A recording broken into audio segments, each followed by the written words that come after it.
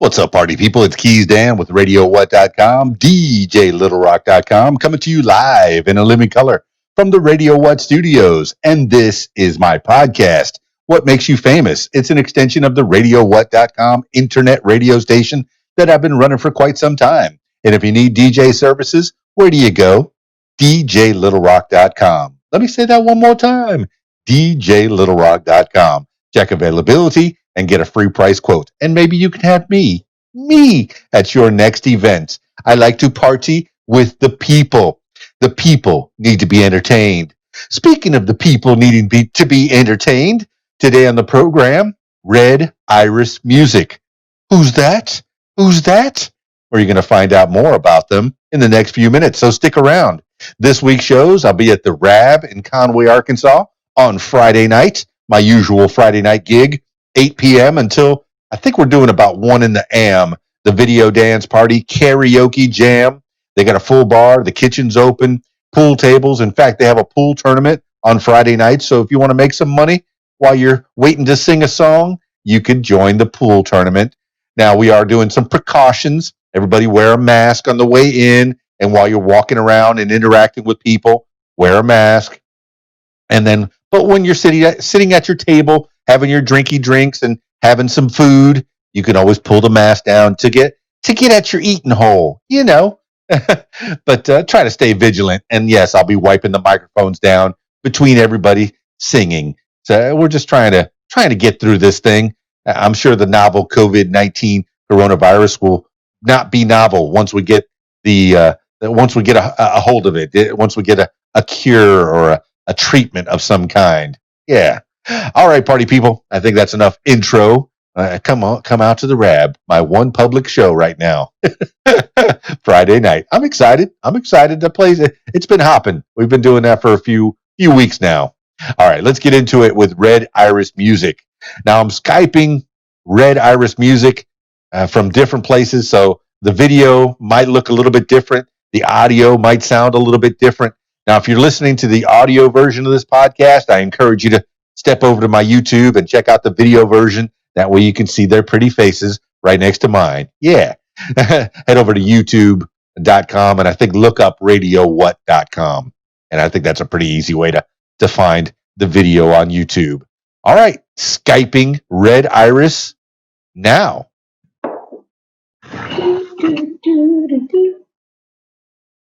We were just messing around with the rise. He was like, "Do you know the chords?" I was like, "Yeah, E and A." Right? All right, let's get this party started right. We got the Red Iris Music. I can just at Red _Iris _ music. Put that right off the bat. That's how you find you on Twitter, and they're a good follow. All right, who do I have in the band? Let's go in order left to right as I'm looking at you. I have a young lady over there. Who that? Emily Glacy, the vocalist. Okay, and the gentleman wearing the shades next to you? Oscar Gonzalez. Okay. The OG. And then way over to the right of me, who that? Brock Wilson. All right. And you are members of? Red Iris. Red Iris. Well, tell the people, what is Red Iris? I think I'm taking these off, man, because I can't see a thing. I'm about blind. Keep yours on though, bro. Rocco, those look cool. Yeah, you're rocking it. You know. You I'm not wearing pants either, so let me know if you see anything. I see my elbow, knee, and my knee. Don't get them. Yeah, you're showing off the hotness. I get it, man. I'm feeling a little bit overdressed. Yeah, I mean, you got your knees all exposed. All the ladies are going to be going crazy for you, man. We do what we can to try and pick up people. So, I'm trying to cover my face and then utilize my legs. Yes, sir. Well, say your name one more time. Red Iris. No, what's your name? My name, Brock Wilson. Brock Wilson. And what do you play? Play rhythm guitar and keyboards and do some backup vocals. That's a lot of jobs, man. How many, when was the first time, what was the first thing that you started playing, Brock Wilson? Probably the first thing I ever played was keyboards, a little Casio Portatone keyboard that my parents had bought for us kids to play around with. That was probably the first thing. Started out with little keyboards and then once I got into like junior high school, I started getting into more keyboards and then drum machines. And not until I got out of high school did I really pick up guitar. Guitar came pretty late for me, but it's probably my favorite instrument to play. I don't play leads at all. I'm just pretty much straight rhythm guitar. Don't ask me to do anything more than that. Well, for those of you that haven't heard the full podcast with Emily Glazner, I encourage you to go back through the feed and find that. I mean, that was an in-depth look into who Emily Glazner is, and I don't think I'm gonna go that far in depth this time. We're here to talk about pretty much Red Iris music and how you formed the band, how you came to be, who was the first people, the founding members, and what is the name Red Iris. I'm throwing all these questions at you, and I want you to pick who wants to answer. Why not you, Brock? Because like it started with you. Okay. Here's the problem. I start talking and then I don't stop. So y'all tell me when to stop. We'll jump in. I'll start out. We know you. We'll jump in. Yeah, I'll try to start off from the beginning. So Red Iris, the kind of cool thing is we are the founding members. We've got two other musicians. It's pretty much us. We've started from the very beginning. We created music. A lot of us have done music in other bands and cover bands throughout our lives. And we were getting together, a few of us, to just work on some original stuff. A few of the band members were kind of fed up with doing the cover band thing, and they're like, "Hey, I've played the same songs every weekend enough. Let's do something. Let's like create some music." So a few of us started getting together. We had a few members getting together here and there, but Red Iris, Emily, Oscar, ZEEK on guitar, lead guitar, and backing vocals, and JJ on drums, and myself. We're just the group that kind of clicked, and it just worked out. And that doesn't happen often. Most of us have been in enough band projects to know that you go through different members, people drop out, and it changes. Well, we've been fortunate enough that we just kind of connect. We connect with different styles of music, our passion and love of music, and I think for us, it's been a really cool experience to start from the ground up with like, let's get together and make music, to start writing music, to recording music and performing.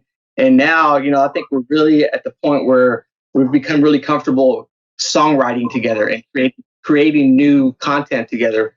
And that's kind of the fun part for us. I think that's where we're at right now. Obviously, we can't get out and play shows, and we're unable to really get together and practice and jam like we'd like to. So what we're trying to work on now is finishing up a few songs that we started to record before the pandemic kicked in, and just create more music. Because shit, man, when this thing's over, we're ready to get out and play. I mean, we're itching to get out and play. Man, I think a lot of the creatives are thinking the same way that you are. They're stuck in their houses, man. They got like everybody else that's stuck in quarantine. They're itching to get out on the streets and do something, make use of their creative abilities, man. But you guys in particular, you're itching to be in front of people, to play on a stage. I know what that's about, man. On a small scale, because I as a DJ who doesn't know how to play a lick on an instrument. I get to be in front of a crowd and get the energy from people. Now, Oscar Gonzalez, since you have the wonderful Spanish sounding name, man, are you any Spanish in your blood? Yeah, all over the place. Yeah, my parents are actually from Monterrey, Mexico, and on my mom's side of the family, we're from Sepúlveda, Spain, a little bit, about an hour and a half northwest of Madrid. And on my dad's side of the family, we are the 7th generation of the Spanish general that founded the little town outside of Monterrey. So, yeah, there's Spanish blood there for sure. I talked to somebody from Monterrey, and it's like an industrial town, right? Oh, huge, yeah. City of industry. City, about an hour and a half from the border. Right on the other side of Laredo. Amazing town. What's it like did you grow up there? No, we were all born here, actually. Parents came over in 61, when they had the little working visas and all that. And after about 40 years, they became citizens of the United States. But no, we were all born here. And, my dad and his brothers came over and established themselves, and we were all born here. But we would go over to Mexico every summer, spend weeks and months over there visiting family, obviously. It's still there. And we still have a ton of family over there. That is cool, man. Keeping with the roots. I mean, I'm half Cuban from Miami, but the blood is getting kind of thin. I'm third generation. You know, grandma and grandpa came over in '48, just after the war. I think grandpa was in the Cuban Navy. And when he came over, he asked the American Navy, "Hey, you need help?" And they were like, "No, no, war's over. We're good." And so he went to work at the airlines. But you know, and then my mom was born in New York. You know, they moved, I guess, to the Keys, Miami area, and then moved to New York's Jewish Harlem, and then my mom was born there, and then I was born in Miami. So yeah, third generation. But do you still know Spanish? Yeah, I speak it fluently. Yeah, we're the first generation here, so I can't forget it just yet. Daughter is speaking it. So yeah, we got to keep it going. Has that Latin flavor snuck into your music at all? Not a lot, man. I grew up on a lot of British music. Now my bass playing and all that's very influenced by some British guys. Peter Hook of Joy Division, Simon Gallup of The Cure, Les Patterson of Echo and the Bunnymen, and Eric Avery of Jane's Addiction. So, love the Spanish music, but yeah, I don't want to play it. No, I get it, man. I get it. But the Latin flavor never left my blood. My grandma used to play that Cuban music. That's Celia Cruz and even the Puerto Rican music. Tito Puente. Tito Puente Jr. A good acquaintance of mine. I wouldn't say he was like a friend, but definitely we worked together. And I working in Miami, that Latin flavor is all in there. The drum beats, and even on the guitar, on the bass lines, man. What is that group that had that? How Far Is Heaven? That had that really. Oh, the guys from Austin, the Lonely Boys. Lonely Boys, those Lonely Boys, man. Those guitar rhythms in that. I mean, growing up, you had that music, at least listening to it in Monterey, but mostly you're influenced by the British, by the new wave. Yeah, no, Pops would put on the radio as soon as we got in, and there was Spanish music blaring all the time, and every once in a while he'd have to pull out the handkerchief and wipe away a few tears from some songs, they would hit him, and we would all kind of laugh. Why are you crying, Pops? But he would feel something in those songs, reminded him about home, I guess. But we grew up with all the corridos and cumbias and all that music, so. See, that's something that you can do as a musician, as a creator, is give somebody else the feels. I mean, do you have people that come up to you and go, "Man, that song made me cry. That made me feel something. That made me happy. That made me."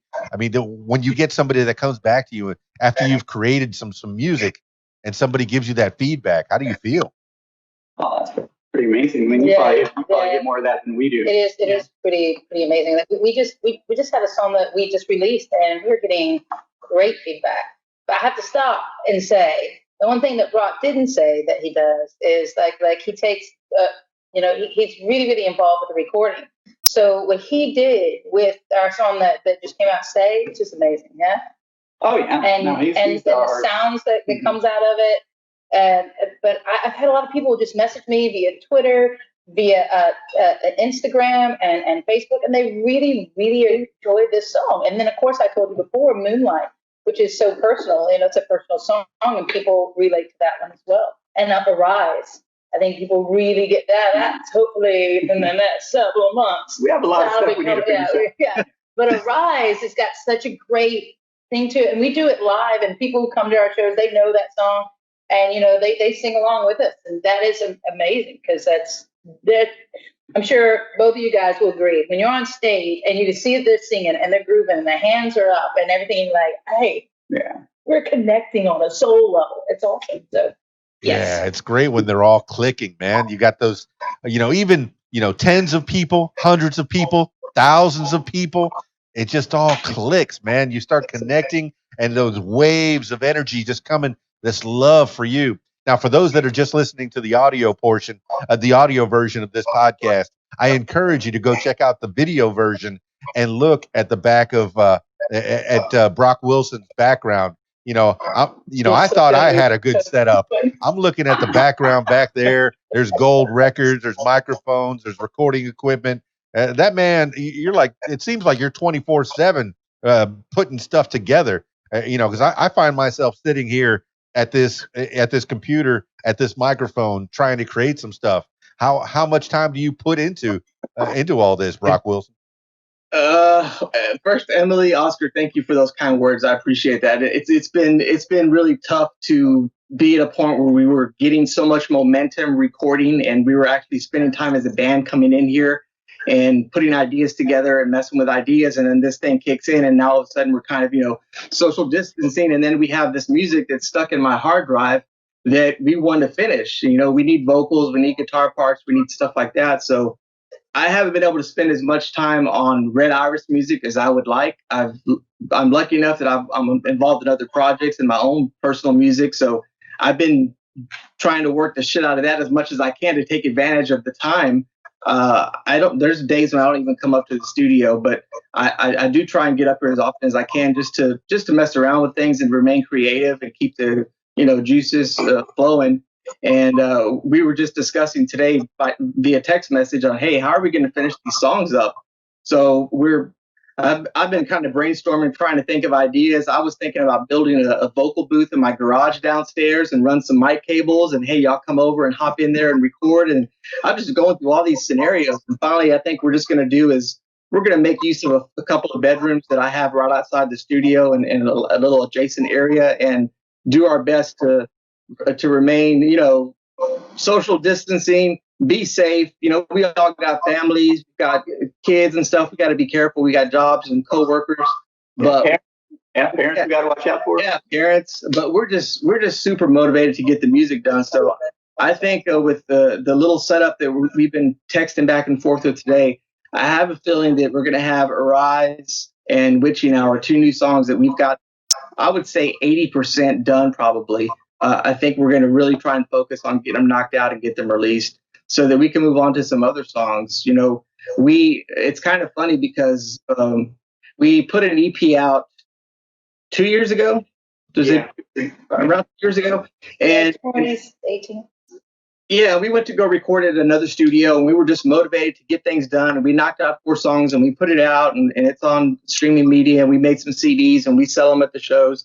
But I guess, I don't know, for me, I know I'm really a whole lot more excited about getting more of our songs out there, because that's just 4 of our songs. We go out and we play a set of 10 to 12 songs easily. And I want other people to hear all those other songs we play that they don't really get to hear unless they come out and see us, So I have a feeling that we're going to do our best to try and get these songs done. And I think the next step is for us to continue recording the other songs. We can't go out and play right now, so I think we're going to try and focus on recording so we can have that music. The other thing is to keep our fans engaged, to continue to put music out there and say, hey, guys, we're still here. We're still making music. We hope you guys are still loving it and listening to it, and to kind of keep sharing it out there. So what city are you living in? I live in Houston / Pearland. I'm like on the border. I have a Pearland address and sometimes a Houston address, depending on who you look it up on. So I think we're all kind of on the south side. Yeah, because I was Baytown, so now I'm all the way over in Lee City. Wait, I got Texas calling in. Is that one of you guys? Yeah, that's okay. ZEEK. Let's see who that is. ZEEK, you there? What's going down? ZEEK just joined the group. What's up, ZEEK? Yeah, that's ZEEK. Hey, I'm sorry to tell you this, man. We just kicked you off the band. Yeah. Oh. Yeah, they had a meeting without you. No, I was just trying. It wouldn't be the first time. I think they already kicked me out like 4 times. So. Now we're kind of talking about current events where coronavirus is kind of holding you back from going any further. You're at a standstill in Houston, and I know Texas. I mean, there's got to be limitations there. Is everybody around the Houston area? Oh yeah, we're all around Houston area. Everybody around Houston. Yeah. So what are the limitations, man? Here in Arkansas, it's Central Arkansas. I mean, Conway, Arkansas is almost like business as usual. Little Rock, I think they tighten it up a little bit, but at least I'm getting to do a karaoke show every Friday night. I got my little handkerchief mask that I go wear, on the way in the door, and then while you're walking around, you wear your little mask. But then while you're sitting down having your drinky drinks, listening to some music, or even on stage, I'll wipe the microphones down after everybody's singing. I mean, what are the limitations there? Everything's shut down completely? Well, first off, it sounds like we got to go to Arkansas. Yeah, well, let's go with Zeke since you haven't been in the group. Let me catch you up. Yeah, and he's the one playing Yeah, the most right now. yeah. Are you playing at all, Zeke? Yeah, I mean, I'm playing some in the cover scene world, with kind of like what you mentioned. But no, there's still a lot of limitations. It's literally the only places that you're really technically allowed to play at are restaurants and slash restaurants that are slash bars. But with that said, everything in town you really have to be kind of like on an outside level. So if you don't have a gig outside, you don't really have enough room to be able to social distance and do everything else. So Yeah, it's pretty limited. I used to do a little restaurant that's really tiny in Russellville, Arkansas. The Old Post Barbecue. Put that on the walking tour if you're walking around with the What Makes You Famous podcast. But now, I'm only able to do the bigger venues. I have the Rab. It holds about 300, and then the VFW in Choctaw. It holds about 300.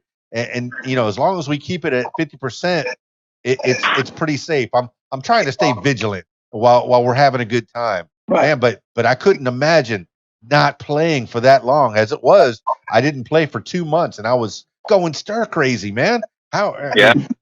Okay, so all right, let me get out of this coronavirus thing because it's driving me crazy. How long ago did the band start? Let's go with OG on this one. When did you start this band? When was it? 2016? 2016, 2017. We really came together in 2017, but we met and started playing around in 2016. Yeah, pretty much writing songs. Beginning 2016, we said, let's write some songs, let's rehearse, and then we put it out there towards the end of 2016. I think our first gig was a little house party for friends, like an introduction to us and what we're doing. And we played, I guess, probably had about 8 to 10 songs at that time. Well, how'd that happen? We were shut down. 3 songs in. We were shut down. So we were so amazing, but we were loud. Great story. Well, how'd that happen? Who met who? Who met who? Emily. Who met who? Who was the first one that said, "Hey, you play pretty good"? And how did you meet? Did you see somebody in a different band on a different project? No, I've known Brock since we were kids. So, and he was always messing around with music and DJing. Him and his older brother was a good friend of mine, and obviously Brock became a really good friend of mine as well. So, and then Jay, the drummer, him and I have been playing in bands since high school, original bands and then cover bands. And then Jay's actually the one who brought Zeke and Emily into the fold. He knew them from cover bands that he played around with. So kind of brought him in and said, let's write some original music. This cover band thing is fun. It's good extra cash, but it's really, really boring. And let's get the creative juices flowing and see what we, come up with. And these songs just started coming out.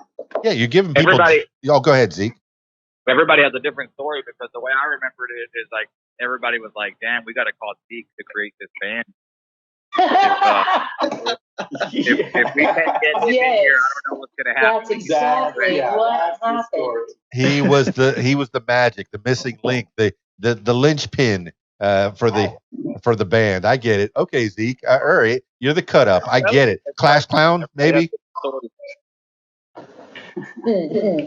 All right. Well, I mean, all kidding aside, and I'm glad that you all came together, and you've been going strong for 4 years, and putting music out. But previous to that, you were something else, and OG kind of alluded to it. Brock Wilson, you got your fingers in a lot of different pots, a lot of different creative avenues. DJ, cover bands. A lot of people don't know that they think that once they become a musician, they want to be rock stars. They have to only do original songs. You could be in a pretty good cover band and do parties and make a pretty good living, locally. But if you want to take that next level, tell the people about those beginnings, Brock Wilson. I'm actually a big country music fan. So when we first were getting together, a few of us, we were going to record. I put a CD out in 2011, I think. Full country album, all original music. I recorded it in Arkansas, actually, in Drasco, Arkansas.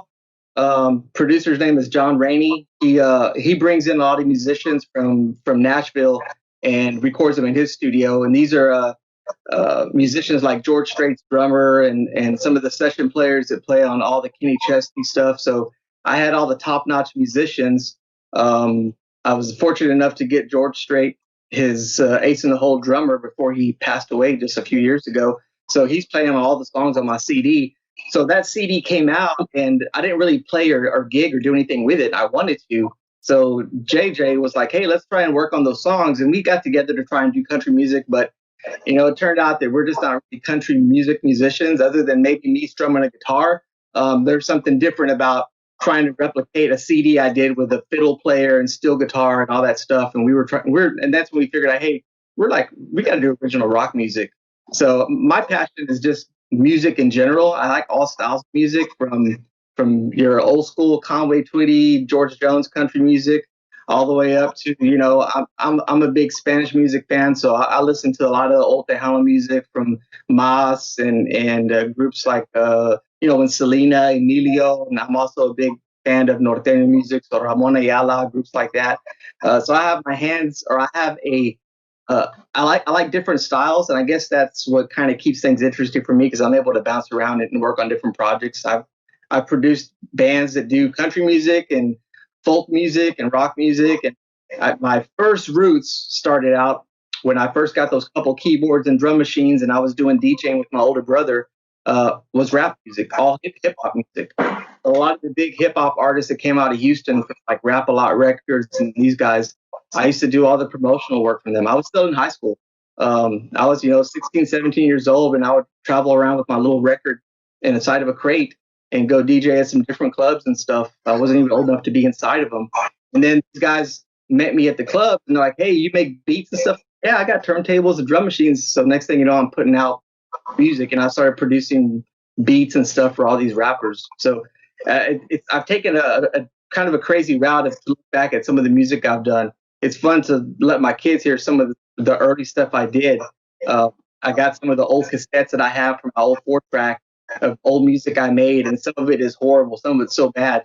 But it's fun to hear the evolution of how that's changed and how I've been able to progress and move from different styles of music. And I think with Red Iris, what's kind of cool is we all have these different styles of what we like, and we came from these different, what songs were popular when we were a certain age, because we're all kind of around the same age, but we're spread out enough where there's different kind of pockets of, hey, Oscar likes his stuff. I'm kind of more into probably the early 90s, late 80s stuff. And then ZEEK and Emily obviously are younger than us. So it's kind of cool to have us all bring different things to the table. So when we're writing and working on music, I think everyone's kind of is pulling from different little pockets in their brain on stuff that they like. Man, you're making me nostalgic for when I was a baby DJ in high school. I was always the guy with the records and the record player. And here I was pulling my radio flyer all over the block, hey, come do my Sweet 16 party. Come do my 17 party, my birthday. It's Halloween. Come do. Yeah. Are you going to help me drag my records? Sure, we'll help you. No, I was Belial in house party. Yeah. Hopefully minus the bad breath, but just, and I guess I did. I did my first paying gig in 1986, and I remember with those records, man. I got paid $50, and I rented the equipment for $75. So I lost money, but I got good exposure. and then I still remember our first gig. It was for a good family friend, and they didn't have anyone to DJ, and my older brother and I were just starting to accumulate gear, and we're like, yeah, we can do it. We made lights out of Folgers coffee cans, and we took those old school binders, the 3-ring binders that had that plastic kind of clear through. We bought a bunch of those at the dollar store, and we put them in front to make our own gels for the colored lights. We got a little crayon box and went to Radio Shack and got switches so we could turn the lights on and off. We had a Radio Shack mixer, which was a Realistic, is the brand they used to carry back then. And we had some home speakers that my uncle had. He came back from the Marines, and he had bought them when he was overseas. These big, huge home speakers. And we had all home equipment, home turntables. And we did that gig.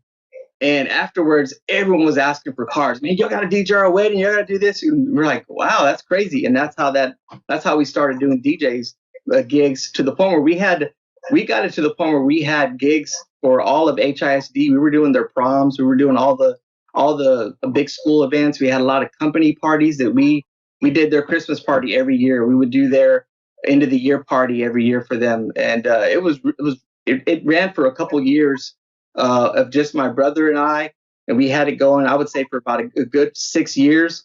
Then my younger brother got into it, and we kept it going for a while, and then eventually we kind of hand it off to him, and then he got to the point where he kind of just didn't want to do it anymore, and we were kind of done hauling around speakers and crates and all that stuff.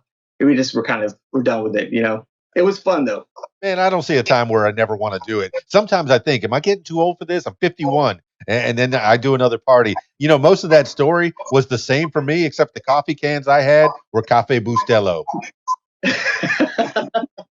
Well, my younger brother wanted to stop because he did a gig downtown at the Exxon building. It used to be the Exxon building. I don't know if it's still the Exxon building. It was a big party, and he went with a friend. You had to pull into the loading dock. Well, at the end of the gig, he's bringing his gear in and out, and somebody said, "Hey, I'll help you out." Next thing you know, he lost our light truss. He lost tons of equipment. So my older brother and I didn't give him a hard time because we're like, man, we probably should have gone with him for that. That was kind of a big gig. So he lost a bunch of equipment, and then from there, it kind of just fizzled away, you know? And working with others. I had 1,000 records. It was DJJ and Dancing Danny G. And I was we would trade off for records, but I was living in Fort Lauderdale at the time, and he took half my records, went to New York, never saw him again, man. So I was like, oh, working with others. So I'm a solo guy myself. But man, you got a band of 5. You got to take care of 5 different personalities. How do you make that gel? And I'm going to go with ZEEK on that one, since he's the only one that's not on camera. I'm so sad I can't see your face, ZEEK. What do you play? He's And really good. and You're what? not missing out on anything. Okay, ZEEK. Okay, we've already mentioned what Brock Wilson, his avenues. He's gone through different genres of music. You know, really feeling out the creative juices. What other genres of music have you been through, ZEEK? And what do you play? So I play guitar. I mean, I've been in music for a long time, just like the rest of the guys and the gal. So I mean, probably been playing since I was, on stage and stuff. Probably 14, 15 years old. I started playing with a Tejano band, cumbia band, and I did that for a while, up to about 21. Then I did some Spanish rock, and I did that for a few years, and then I really just got into the English rock scene for quite a while. And just kept it going on that avenue. That's kind of where I love all music. So kind of touching on what Brock was saying. All the genres and country, I know, and cumbia, Spanish and English rock and alternative and all that. So I'm everywhere in the spectrum too as well. It's just, but kind of rock is kind of where my passion kind of lies. So. Really, it's just been essentially that. I've been playing for some time now, and just keep rocking and rolling, man. That's what we're doing now. Man, and I mean, with all that Latin flavor in the background, it's amazing that Red Iris has the sound that it has. But I mean, that's got to be attributed to the beautiful lady front woman that you have there. Emily Glazner. You got these boys behind you rocking it out. And then you got these smooth, bluesy, beautiful vocals that come out of your front hole there. I mean, I'm trying to be eloquent, but sometimes my pithy retort it fails. Yes, but certainly, with having these guys behind you, and are you playing any instruments at all? I don't remember whether you said that. I don't think you were playing any instruments. I play guitar. Okay. And I play a little bit of keyboards, but and we're trying to bring me into playing some shows with the guitar. Yeah. Now you're talking. No, okay, no, but with acoustic. But I started because ever since I was like 15 years old, I used to play in coffee shops, and I would play like 4-hour shows, in coffee shops playing acoustic guitar. So I know how to play, but when I started playing with the band, I was like, I don't have to use an instrument, and I just get to walk around and kind of like, yeah. like that so much more. It's cool to have an instrument, and it's also cool to have that freedom. We'll start the show with Undercover Night, which is such a fun song. So people, we're on Spotify and iTunes and what's the next one? Google Play with that one as well. With Undercover Night. And Undercover Night to me is such a fun song, but if I was playing a guitar with that, I wouldn't get to do one of the things I can do. Well, a lot of shows will start off with that song. And I love the fact that they're already on stage and I walk out right before I get to the microphone and go, woo, that's awesome. I love that freedom.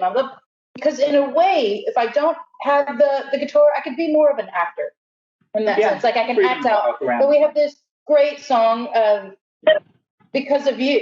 And it is sung via the eyes and the guys up through a man. And I love being able to sing that song. I don't change the gender of it. I don't do any of that. I love singing it in that way, And I don't think I would get that feeling of how I walk around and how I present myself on stage with those songs.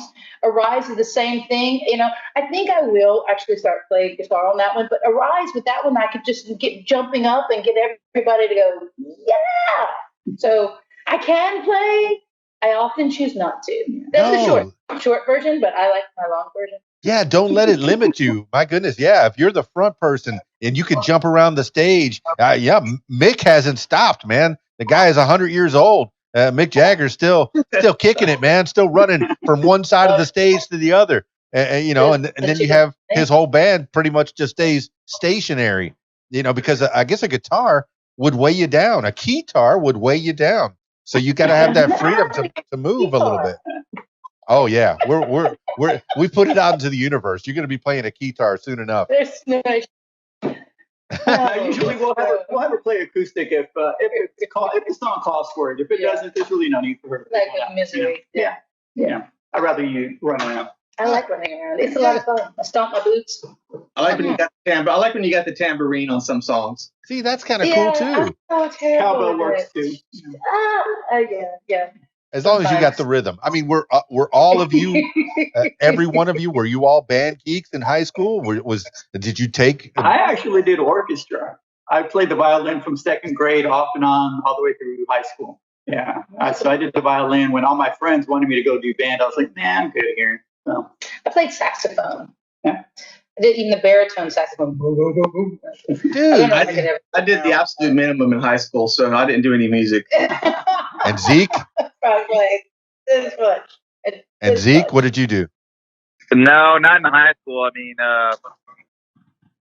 no. I mean, it's kind of funny because now when I see, my dad's the one that really introduced me to the guitar. So, it was kind of one of those things when I got home, it was like, okay, learn the C chord and the D chord and the F chord, and then learn this circle, and it's weird because you said high school right now in music, and the other day I was out at a show, and a buddy of mine came up to me from high school, and he's like, dude, I had no idea you even played guitar. He's like, so it's like, it's always been one of those things where I don't think in high school came out as much as as much as I guess I wanted to. I don't know. I guess I just really showcased it because there was always that group of. So what did you do in high school? What was your game of choice, Zeke? Just get all the ladies, man. That's it. Get as many ladies as possible. That was it. Man, I'm so sad that you're not on camera. My viewership would go up tenfold, maybe even 100-fold. Before you said ladies, the first thing that came out of OT's mouth was girls. It's like girls. Well, isn't that what every heterosexual man gets into rock and roll music to be, trying to be a rock star is to get the chicks, baby. I don't know what Emily. All right, okay. I know that the answer to that is probably a resounding yes. But Emily Glazner getting into music. I mean, what did you get into it? Was it to get the dudes? No. What? Why did you get into music? What was your first inkling? I've always loved the stage. Like I just really enjoy that. There's that part of me that I want to be able to express myself, and sometimes, as the guys will know, At times I cannot find the right words to say exactly what I want to say. If I'm frustrated, if I'm mad, whatever, it just doesn't come out. But if I'm on stage, I have no problem doing that at all.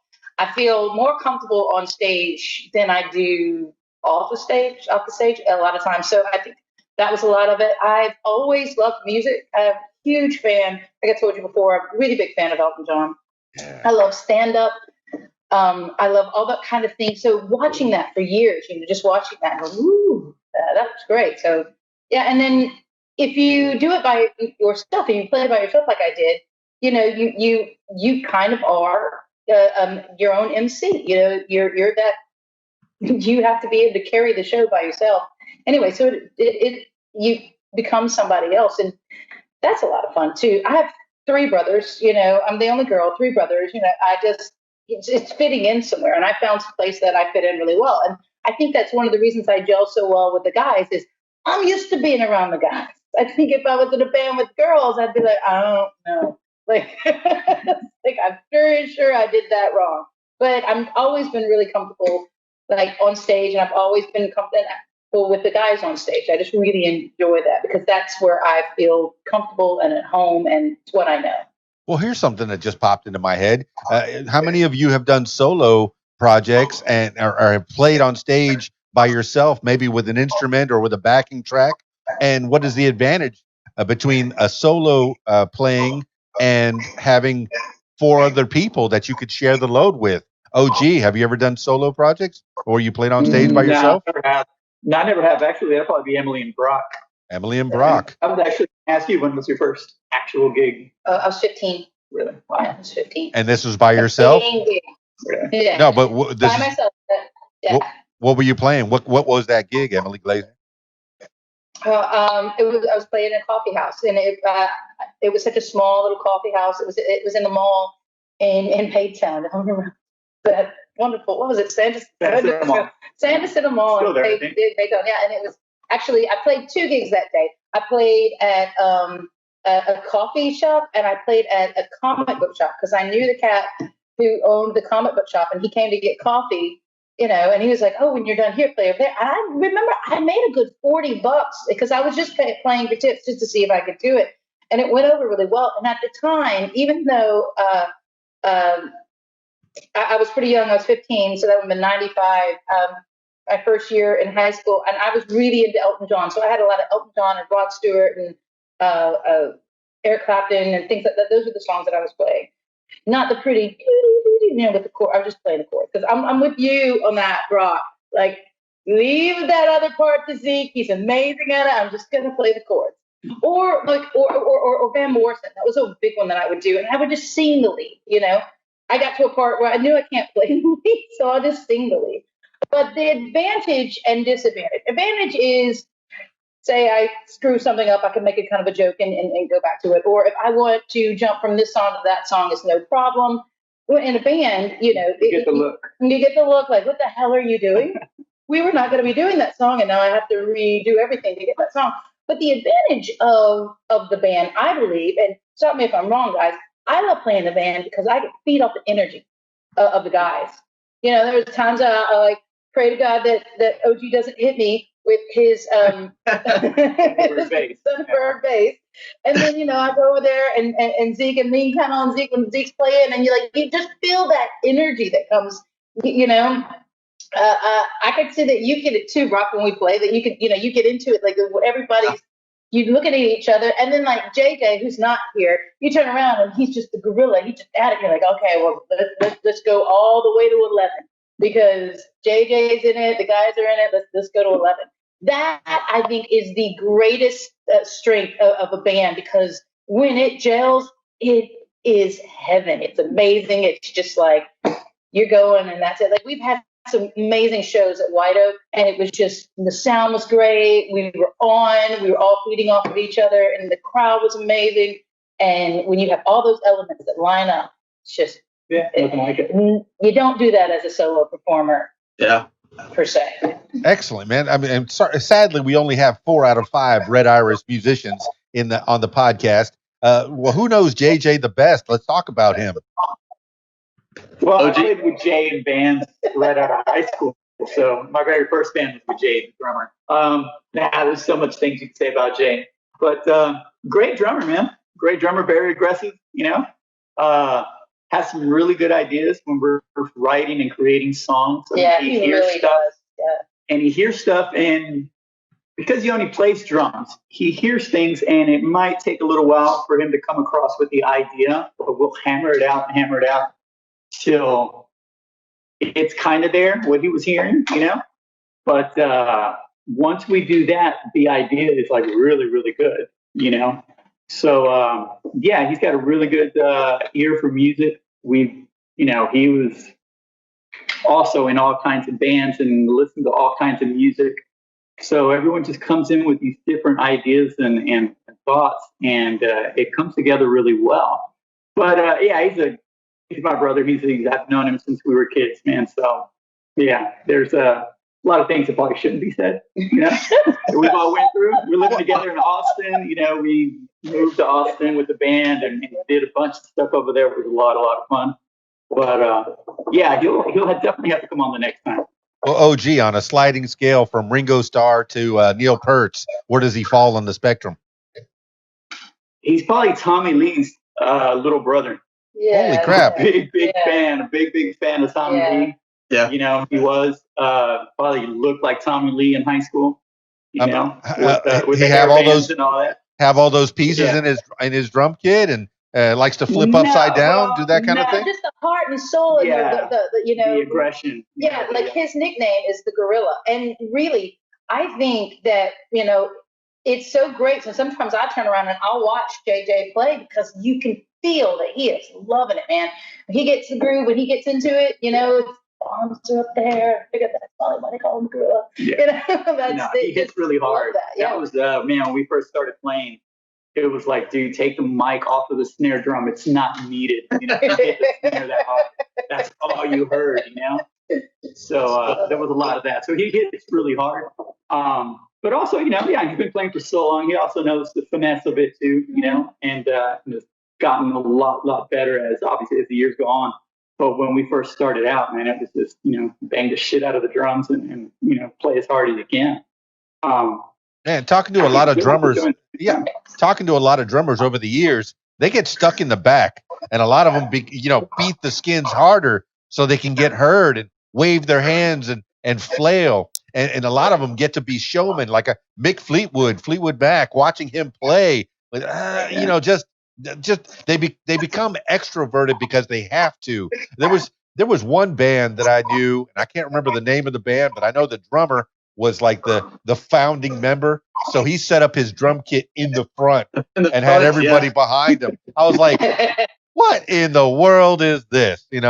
But you say you've already alluded that you've done solo stuff, Brock Wilson. What's the advantage for you of playing, playing solo as opposed to playing, with other people carrying the weight? I would totally always be in a position where I'd rather play with other people. I don't mind doing the solo thing. I've done the solo thing and done the, acoustic gigs at restaurants and bars and stuff of playing 4-hour sets of acoustic music. And there's songs that I like, but when you play them that much, they start to lose the feeling that the songs had for you when you were just listening to them. I would always rather play in a band. It's just that, like Emily said, the energy you get, the bouncing off of each other, and getting set up and running through our set, and the energy from the crowd is just different. Whereas a lot of times, for me, a lot of my solo gigs, I was background music. People weren't sitting there watching me and really focused on me, other than a few coffee shop shows. I play with my wife and my oldest daughter. We all do music. My wife and I met through music. So if I'm going to do solo gigs, I like to play with Michelle, my wife, because we know each other. Like, we can do a 6 or 8 song set pretty easily, just vibe off of each other, which is kind of the same thing as being a band. So I definitely, the band thing is just, you can't replicate that in a solo setting, or I've never been able to. I'm trying to play with these guys, and Oscar really covered Jay really well. And I think that one of the funnest things I like about Jay is we'll start working on a song idea. We have practice on Thursday. We work this idea. We get to a point where we have maybe 2 or 3 minutes, and we're recording on our phone. We're like, yeah, that's sounding good. Next week we get together, Jay's coming in, and as he's setting up his drums, he's like, on that song, I think we need to take that verse and make that the chorus and do this. And everyone's like, what? And then we're like, we start doing it, and it's like, holy shit. Yeah, that's a good idea. So I've done music with a lot of people. He has a really great ear. I really appreciate Jay's input on things that we're doing, to the point where I would want to send in other songs I'm working on to get his input on it. And your reference on the drummer setting up in the front, if anyone could do it, we could do that. We could have Jay, because he is the show watching him play. But what's really cool, I think, just as I was listening to everyone talk, I was thinking about how the other thing that's cool about our band is it's not, oh, look at the lead guitar player for Red Iris or the vocalist. So Emily's got kick-ass vocals. I mean, she's got this amazing voice. Oscar with his bass lines, fucking grooving shit.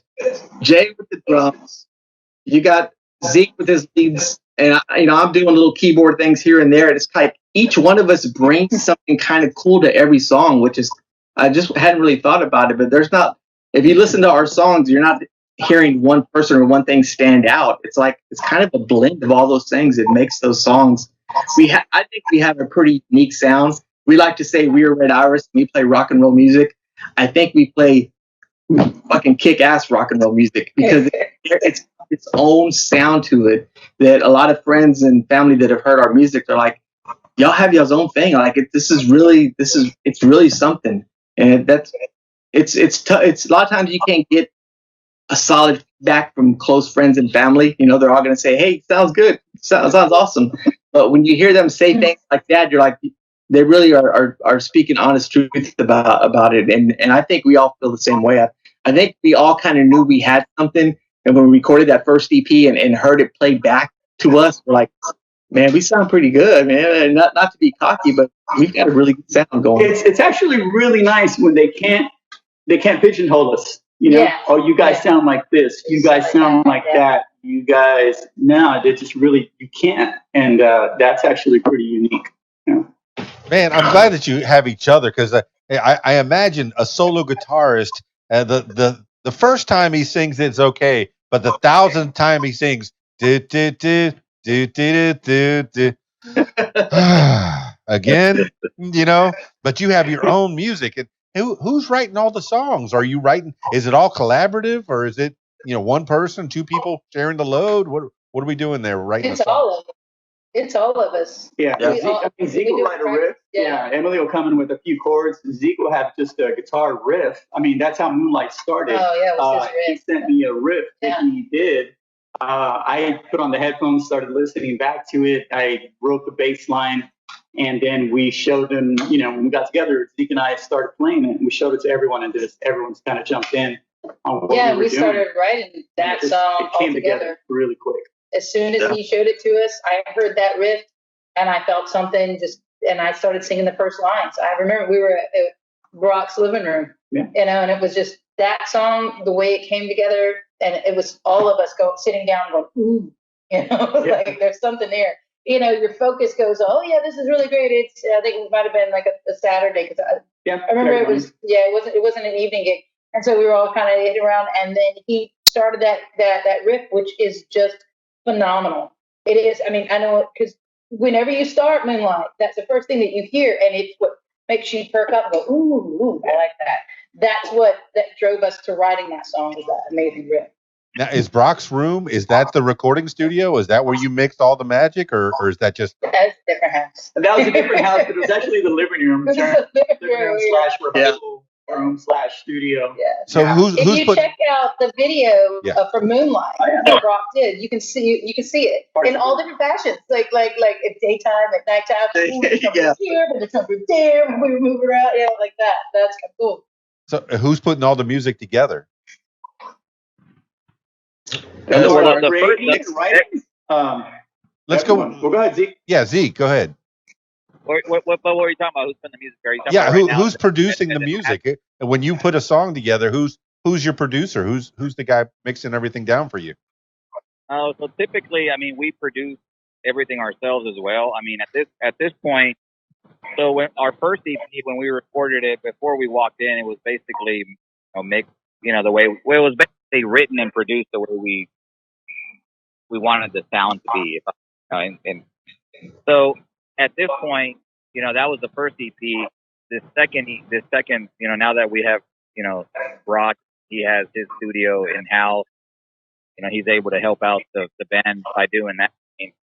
We basically start writing the music, in the jam room, but then we really start producing once we get into the studio when we're mixing the rest of the instruments and the vocals and everything like that. So it's all really done, by collaborative effort through everybody, through the Red Iris Band, so it's always something. Somebody always has an idea. Hey, let's do this, let's do that, let's raise this up, let's bring this down.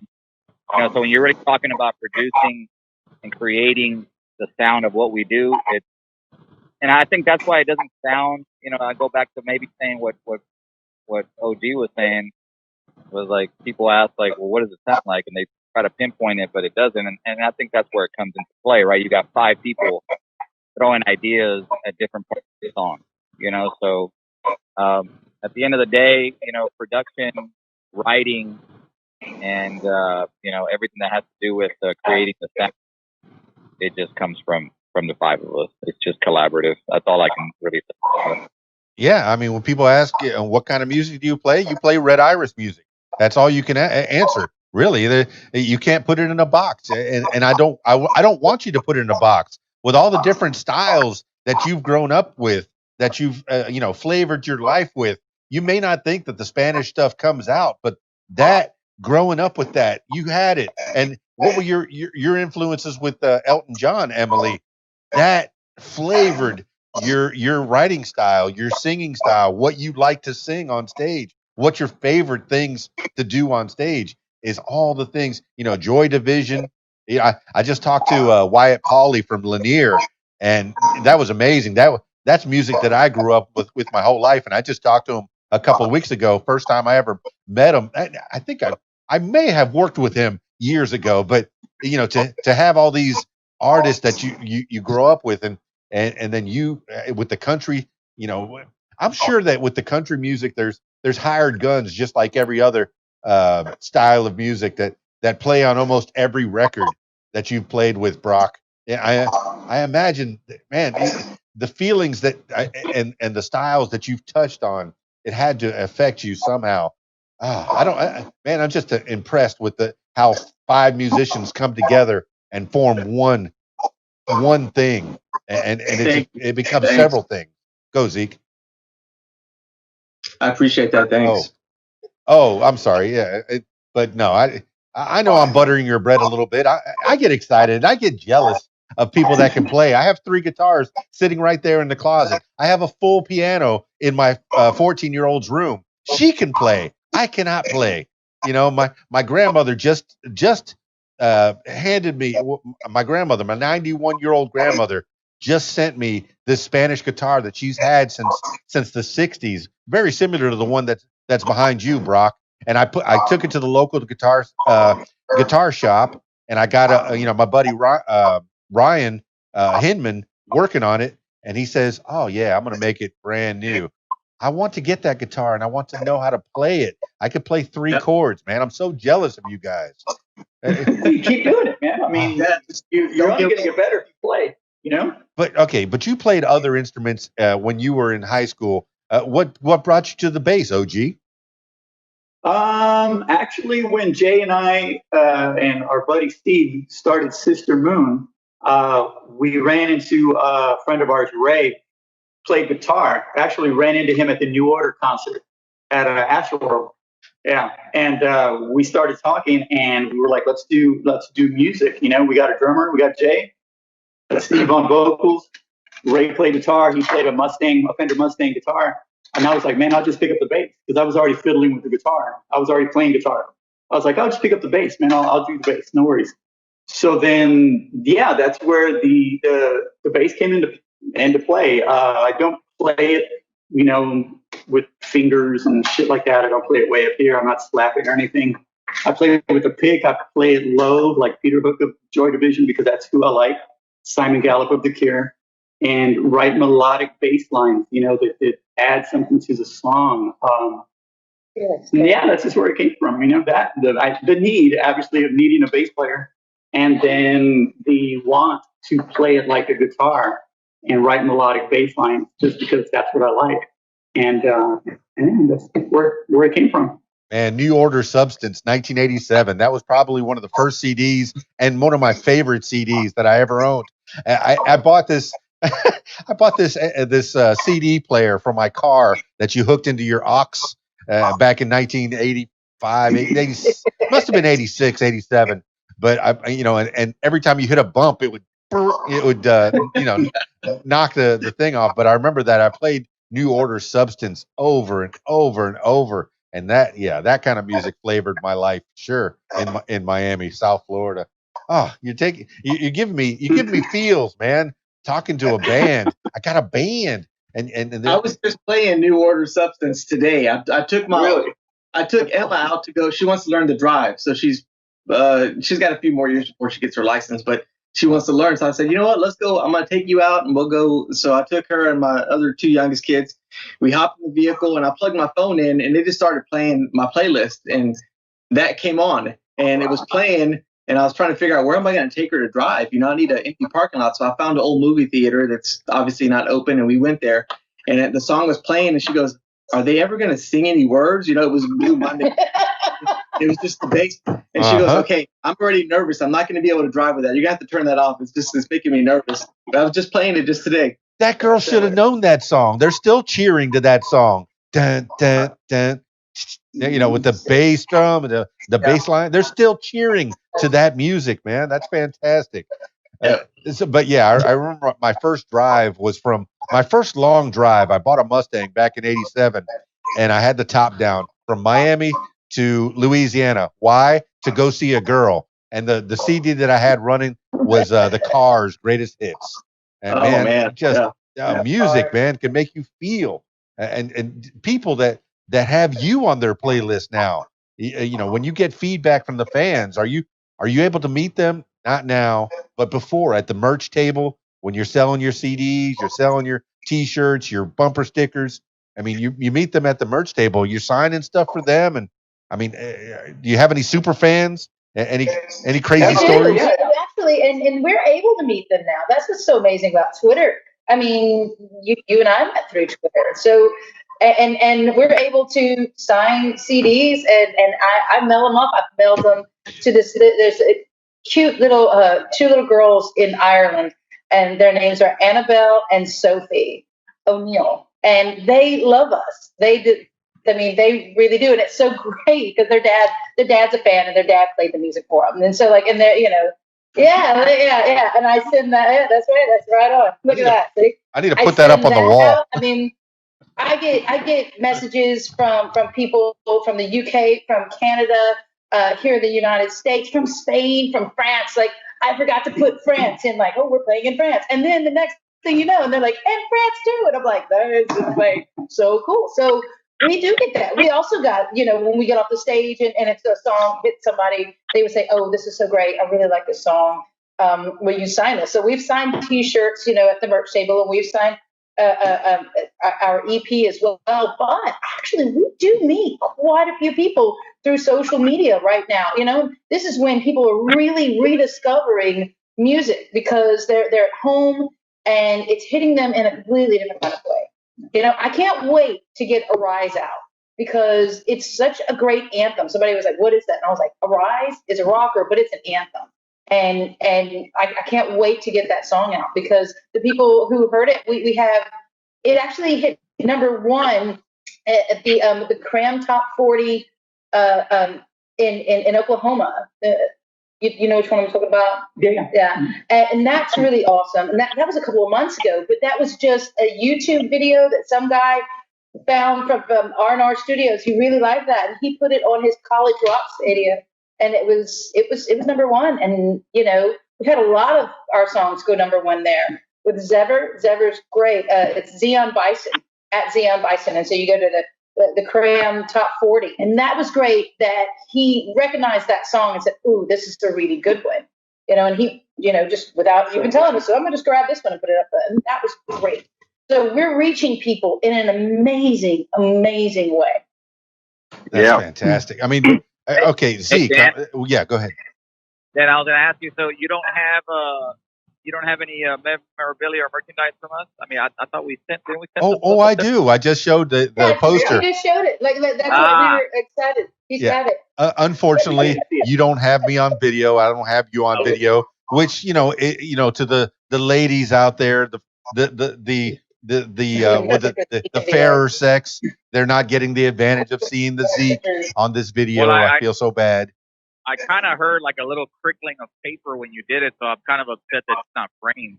That's why it's not. It's not. And I have so much wall space right there behind me that's so bare. It needs to be filled with red iris. I mean, anytime. I mean, that really should be at the forefront in the back of your studio there, and that really should be just really nice and framed up. Just do it right, Dan. Well, sadly, I don't have all the gold records that. Oh my goodness, he's a hunk. No, I don't have all the gold records that are behind. Behind Brock there.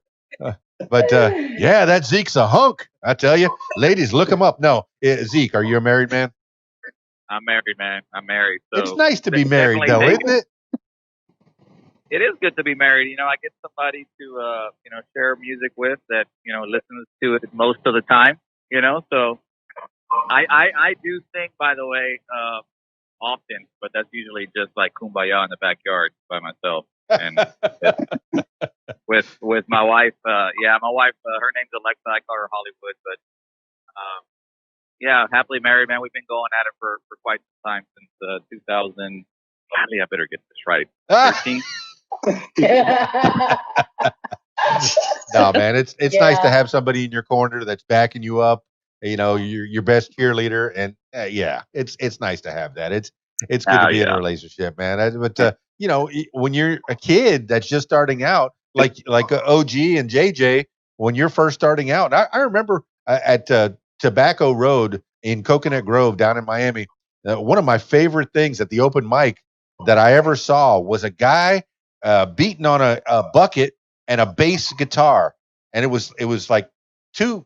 I can't say whether they were Mexican, but definitely Latino guys. Because we know our own, baby. No, but a very brown fellow, but one playing bass guitar and another guy playing a bucket. And man, this has got to be 30 years ago, and I remember that. Did you ever go out as a duo, playing bass and drums? No, no.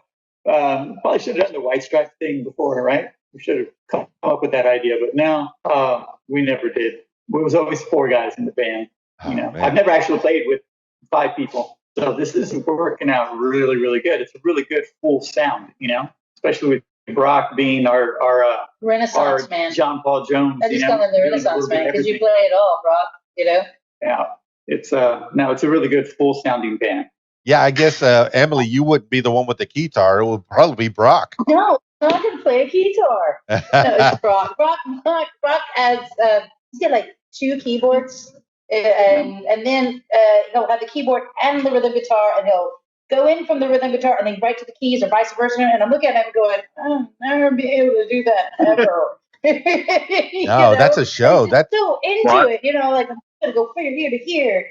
Like you do it in Arise and Mother Mary, I got a number of other songs, and it's just like I'm up on stage, and normally you're to my left, so I'm like, I don't even know how you're doing that. I'd be like, I have ADD, so it would, I don't get in some places, but not there. No, that's some Eddie Van Halen stuff right there, man. Going from guitar to keyboard and back and forth. But he does you that were saying at every show, every performance. You were saying, Brock? I'm just saying I don't get to move around a whole lot because I need to go back and forth on some songs where I'm playing guitar. As soon as I get to a point where I think I can step out or maybe move out a little bit, I'm like, I got to get back in time for this keyboard change, or so it keeps things interesting. But it's fun. It's fun to add all that sound to our music. It was a lot of fun doing it in the studio because I got to take my time playing those parts and really get a little more creative. So I was able to add more parts that I'm normally able to do live, because live I'm pretty limited to, what I can do. But in the recording, the production side, it's been fun to try and add extra parts to it, and then maybe see if maybe we can incorporate those into the live show, whether I use a sampler or program some of that stuff on the board so that we can try and fatten up that sound as much as possible. Now, OG, when you were talking about JJ, that he would come in and say, let's flip this out to here, move this verse over here, make it into a chorus. Was he doing that on the fly, or was that in studio in practice? No, normally in practice, yeah. Because once we're in the studio, it would really suck to have to do all that, because we've already recorded everything. Now we're just trying to get a good mix and a good overall sound for everyone. But no, during the rehearsals, when we're just the creating process, we had one complete song. Shit was done, man. And he comes in and is like, man, let's write a song around the chorus. That is the song that came out. Yeah. And that's what is now Stay. So we ended up writing a whole song from the chorus. But I was like, damn, that was a great song, man. It's already done. What are we doing? But it was a good idea. And now we ended up having Stay, and I actually want to revisit that song and do a different chorus. Yeah, we were listening to it right for the interview. So. But no, he heard that. He's like, man, that's a song right there. We could really write something good around the chorus. Let's mess with that. So we did. It's kind of a bitch. It might be a little bit of a headache sometimes, but it's good to hammer it out, or at least to give it a decent shot, because you don't know what you have. He hears it. So let's work it out till maybe we all hear it, and maybe it'll stick. If it doesn't stick, no big deal. No harm done. But if it does stick, it's something fucking great, Yeah, but once you lay down something, a track down in the studio, does it always become canon? Or can you revisit it 10 years down the line? Like when the Police did Don't Stand So Close to Me, they redid it and they kind of brought out different vocals and remixed it a little bit. And even, I'm definitely into the bands that remaster and remaster their old, 20, 30-year-old albums. And then you just hear these spices of different things, that they were doing that for whatever reason didn't come to the forefront 30 years ago. So I'm good with that, definitely. Well, some people do that for business reasons. When a record label owns your stuff, like Taylor Swift, she's re-recording all her music, so she owns the masters, for the new stuff, even though it sounds kind of like she had it before, or very close.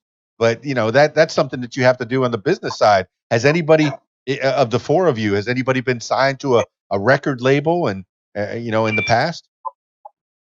No. I started my own label back when I was 18. So I've got my label is called Tonic Records. I started that back when I was young, and I was doing just music. I had opened a studio, and I guess for about 10 years, I just ran a music studio. I didn't really have a job. I just did music. And I pretty much went broke because I spent all my money on gear. But I worked on a lot of music, and I released to quite a few different artists, local artists, under my label. Obviously, as a label, I couldn't really do much for them. What I was doing was I was giving them studio time and helping them getting their music out and making CD. This is when CDs were really the thing, this was before streaming media. So I would assist them on getting all the graphic work done for their CD and then pressing CDs and stuff. So I still have that label. When I release my own music and music that I make with my kids and other friends, I still do it under Tonic Records, but it's totally something separate from Red Iris. Yeah, you mentioned that earlier, that you were doing a lot of hip hop and making loops for people. Was that part of that label? That was all part of that label. Yeah, for sure. Fantastic. ZEEK, never been signed to anybody? Never gone down that route? Had the pen in hand, signed on the dotted line?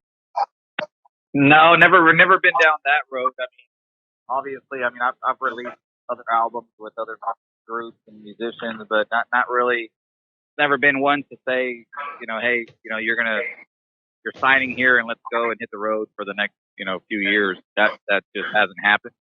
Well, yeah. Do you feel like this is it? This is where you want to be, the Red Iris music, the way it is right now, or what's the next level? Do you sign with somebody, or do you stay independent, put everything out on your own, and just keep hustling? And you got 5 of you that share the load. I guess that I've been looking for a roadie since 1986. I'm primarily a solo guy. Drag all the equipment in, play the show, drag all the equipment out. But are the 5 of you comfortable with how you are, or do you want to invite other people into your? Do you look forward to signing on with somebody? Well, I mean, obviously, Well, there's Brock would like to hire a roadie as soon as possible. Yes. With all the shit he brings to the show. Yeah. But go ahead, Zeke. I'm sorry.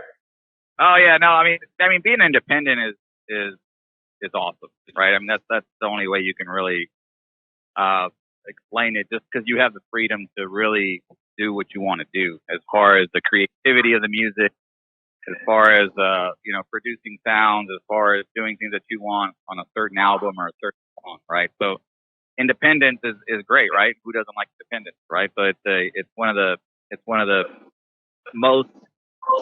best advantages of being independent.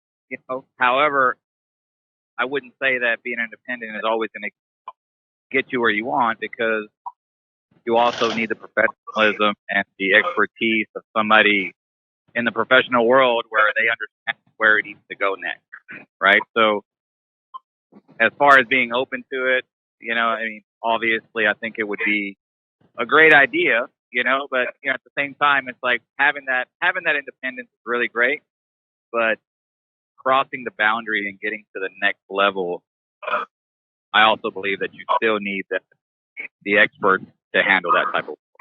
Yeah, Zeke, I don't know if the numbers are right, but I've kind of likened it.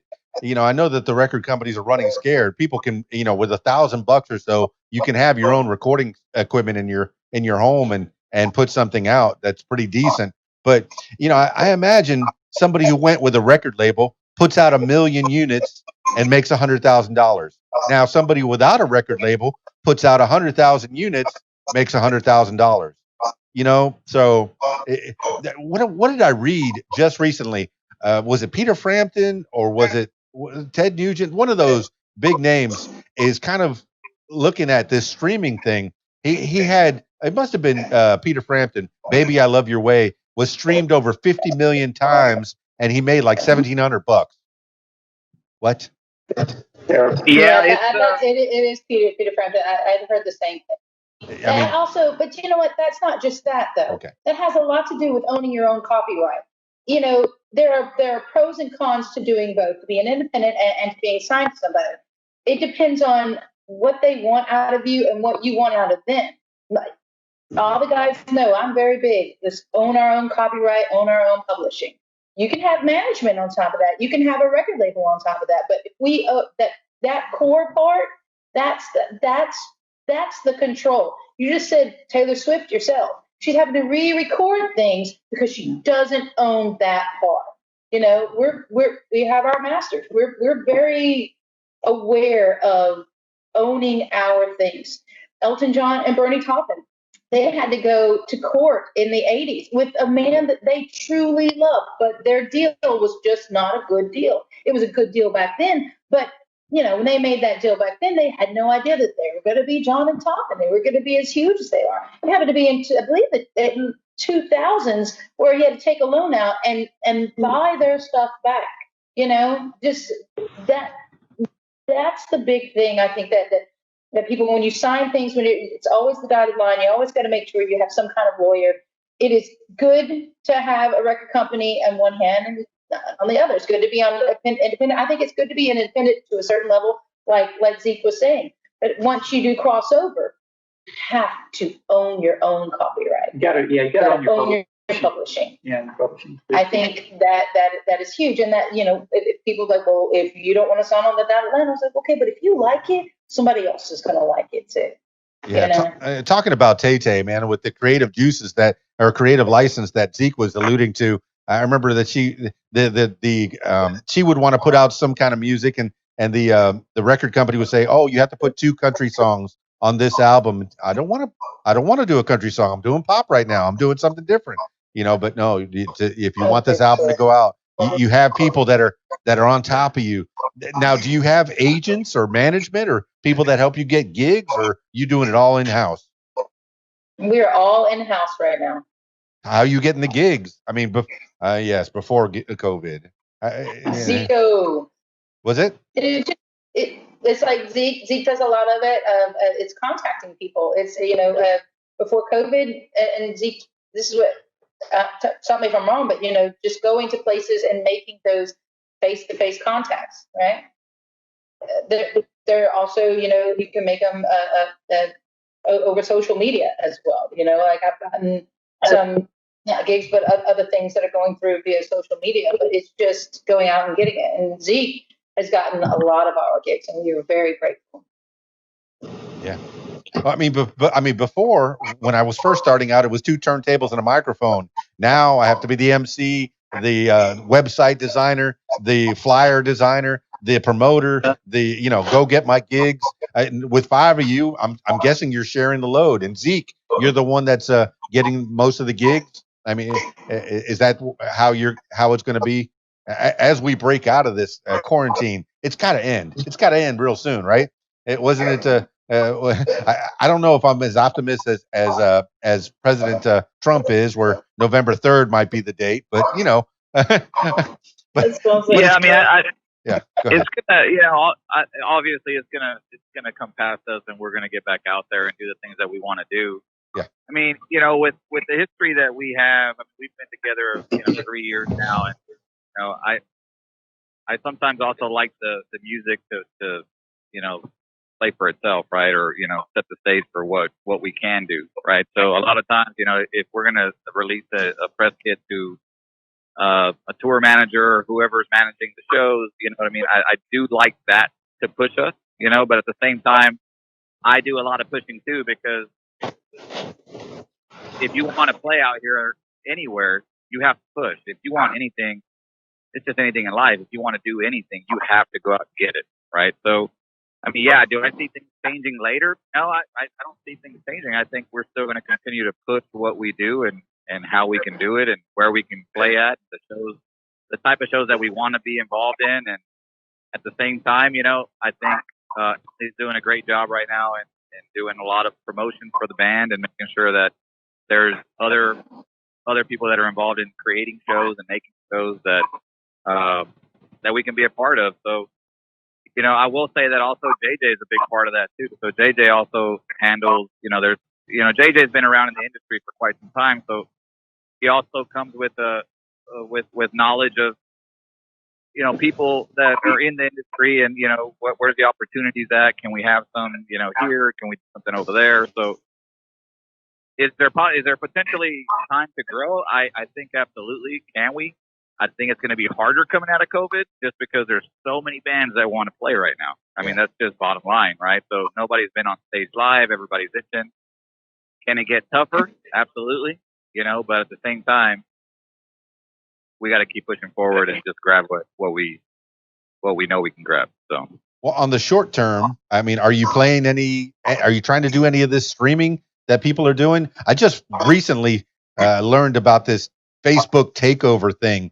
I had a solo guitarist or solo pianist, Jennifer Malott. She was playing some country music, and she said, "Hey, can I take over your Facebook page and play a little bit?" She put a virtual tip bucket up there, made a couple bucks. I got some content. She got some new viewers.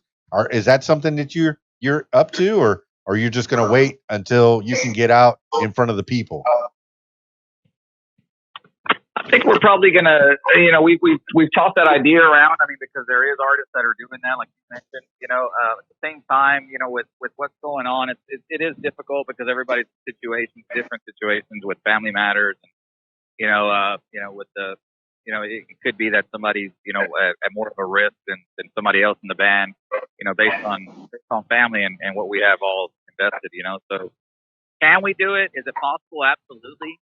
Do I think that we're probably going to do that? I'm not sure.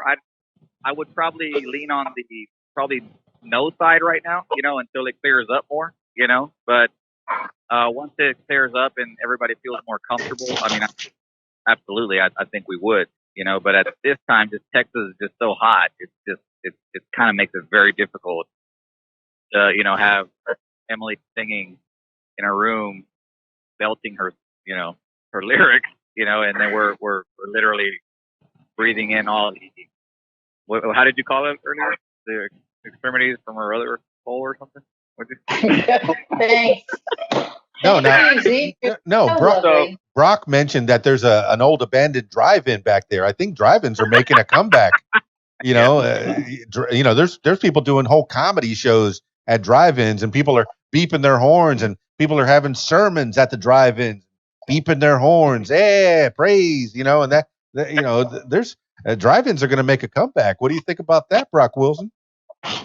I got a couple friends who have some old warehouses, and I'm trying to work something out to see if they'd be willing to let us come in there to kind of do a free show, like just invite friends and family members and people that they know. And, we'd have to, the problem with that is, you do something like that and you get too many people and then we'll get shut down. But I'm trying to see if there's a way we can do something like that. So we could also so we could stream live then. So we could do a live streaming of that show with 5 of us playing and we're playing rock music. If we were doing acoustic stuff, we could probably stream a show a lot easier, but we got to get Jay's drums. We got to get my keyboards, both keyboards. And we've got 3 vocal mics, we've got 2 guitars, bass. It's a lot to stream. And, we'd almost have to find a place like that where we could be spread out and we could get everything set up. And then it's a matter of getting all the equipment. I mean, I've got tons of equipment, but to try and haul everything over somewhere and then ultimately get shut down one song into it would really be horrible. So I think if this thing is going to go on a little bit longer, I think you're going to see more and more people become more creative with what they're doing. You're seeing it already. I mean, Michelle, my wife, and I, we're doing some live streams of just us playing songs, just for friends who hop on and look at it, just to kind of stay busy and doing things. I think a lot of people are getting really creative, and I'm looking forward to us finishing these 2 songs and what we're going to do to try and get together to record them. Still trying to be safe, but still trying to produce music. And I think it's a step in the direction for us to maybe get to the point where we could do some kind of streaming show, or we could maybe get somewhere where they would let us do a show outdoors and then we could stream that live. And I think, like I said, I think as things move forward, there's going to be little openings that are going to come for us to maybe present some of this music to people. Man, you got to be itching to get out there. Dave Chappelle is inviting people to Ohio to do like outdoor shows. He put out a special on YouTube.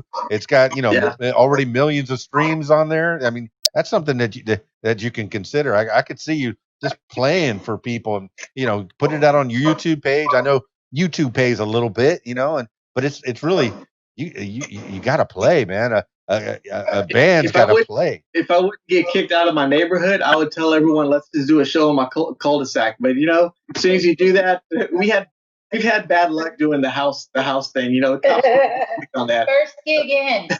Yeah, but it would be awesome just to be able to do that to play. But Red Iris music has to be played freaking loud. We like it loud. Yeah. It's hard for us to play quietly.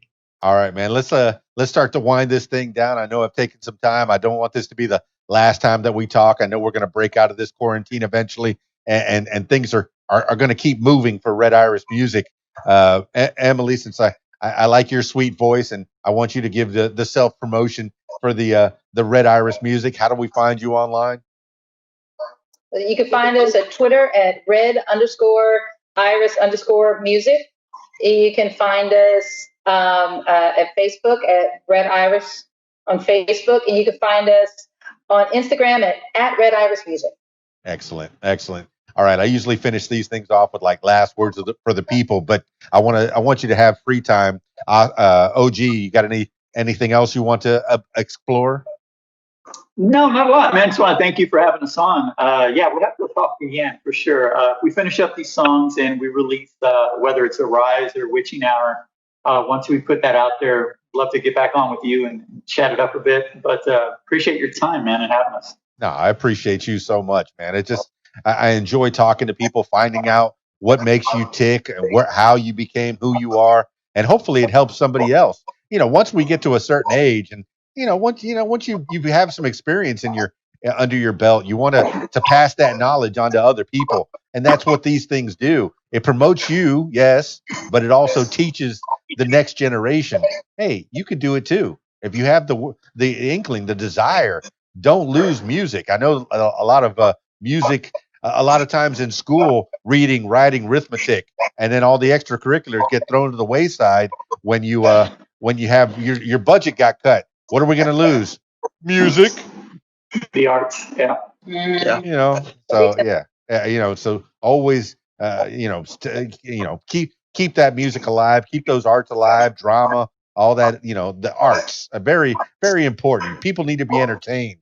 If we just stay with that rigid, and I do admire the scientists, because you're the ones that are going to save the world right now. You know that reading, writing, arithmetic, keep doing it, man. Save the world. But any other avenues you want to explore, Brock Wilson? No, I just want to also thank you for having us. This has been really fun. I mean, we've had a few interviews that the band, I think Emily and maybe Oscar, Emily and Zeke have done them. I haven't really been able to be on a whole lot of them, so it's been fun to talk about music. And also, as much as I know these guys, when you're asking the questions, I'm hearing things about them that I didn't know, which is really cool.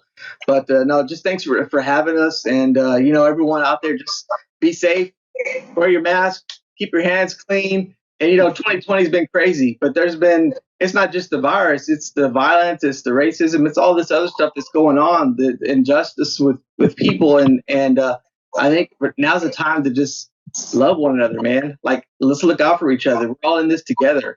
And we need to find a way to try and eliminate so much of this division. And I think music is one of the best things, when we're out there playing our shows, it's a crowd of people all just loving the music. There's no one hating on each other out there. So we need to kind of replicate that in other aspects of our life.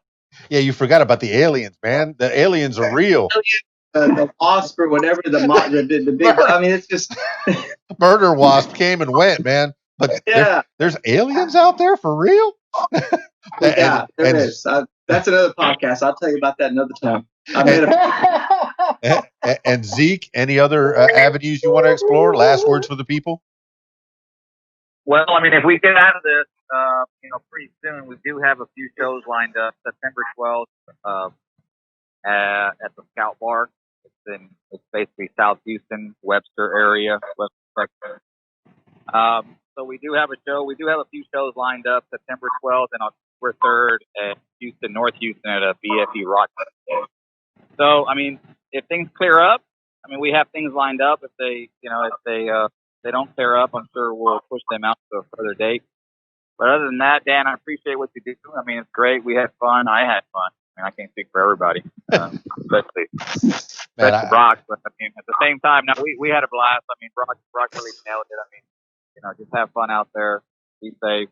Love everybody at the time. Just respect everybody like you want to be treated. Respect everybody's perspective. Excellent. Good stuff. Well, go ahead. Thank you, sir. Oh, thank you, Zeke. I appreciate you. And Emily, since I know you best, we've spent hours talking already on this thing. I guess I give you any other avenues you want to explore, and last words for the people.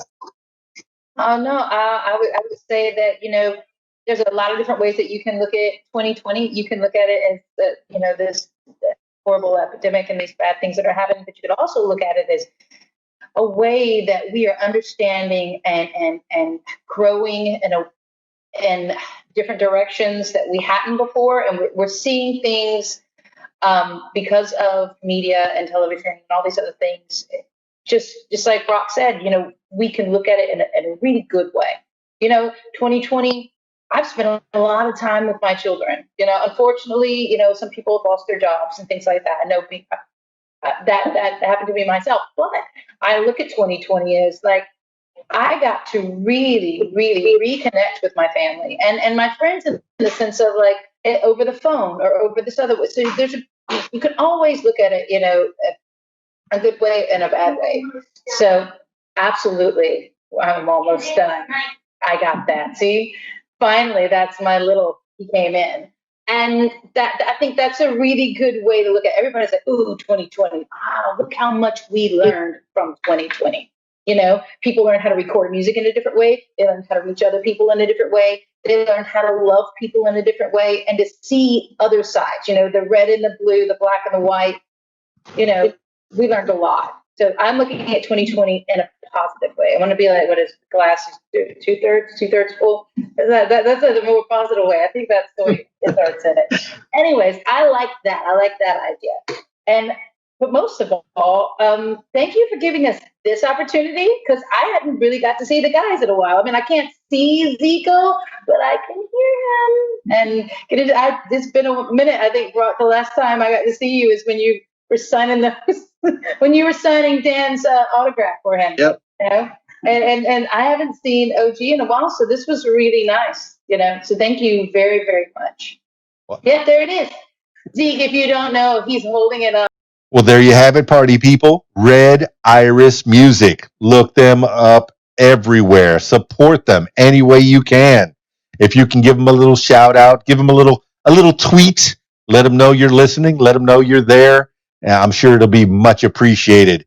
Man, it's a struggle, man. You got 5 people in this band, and it's hard to get all 5 together in a socially acceptable, distancing way. Trying not to get each other sick or your family sick. They want to perform for you. Red Iris Music, they want to perform for you. They want to play their music for you. They want to make more music for you. But it's just so hard in this time. My goodness. All right. Time to break out for sure. I mean, we got to get out of this thing. All you scientists, I know I've made a plea to you already. Cure this thing, find a cure for us. All right, Red Iris Music. I'm so glad that I got to talk to Emily Glazner, Oscar Gonzalez, Brock Wilson, Zeke. I don't even think I got Zeke's last name. I'm sure I'll find it for the show notes. But it's so exciting to talk to them all the time. And JJ, I'm sorry that you couldn't make it to the show. I know you had something previously, some other pressing matter. I hope everything's okay. All right, that's it for this edition of What Makes You Famous. If you would like to tell your story, yes, if you'd like to tell your story or hear the stories of others, I encourage you to give me a call, 501-470-6386, or email info@radiowhat.com. Hashtag What Makes You Famous. Find it everywhere. That's it for me. It's Keys Dan, radiowhat.com, djlittlerock.com. Peace. I'm out of here.